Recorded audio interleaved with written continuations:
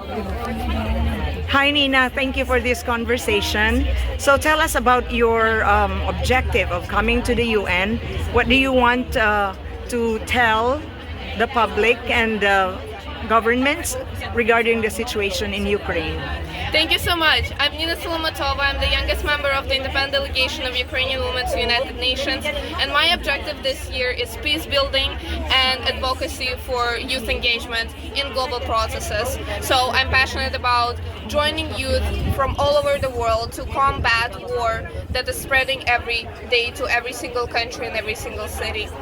My personal story is that when the war started, I moved to Romania, I moved to Canada, I moved to US, and throughout those years I traveled across about 10 countries. How old were you when you moved out? I moved a lot.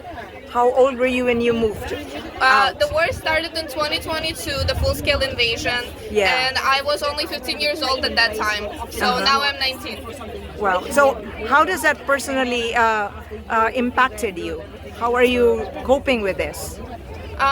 Coping with war specifically, yes. My coping is advocacy. My coping is speaking out, doing the action, and joining people from all over the world. So for example, in US I currently study political science in Middlesex College, and I founded the biggest political science club on campus where we promote discussions and we promote dialogues about the current issues. So instead of just going out and discussing what's going on, we actually create local change and global dialogues. So if you are going to talk to the president of Ukraine and the and the Russian president, what are you going to tell them?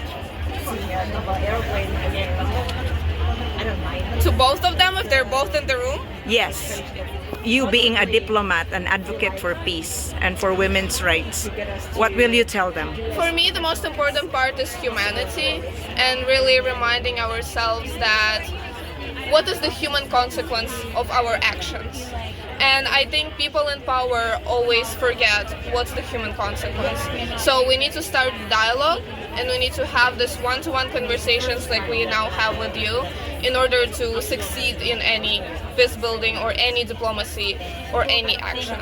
Thank you so much. For Putin, I don't have any words to say to Putin because I think that's a situation that's uncurable in that head, unfortunately.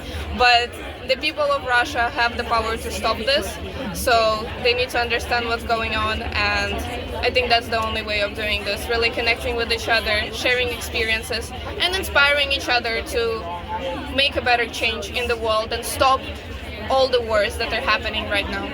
Amazing. Do you have an activity for CSW this week? We have a parallel event on Friday.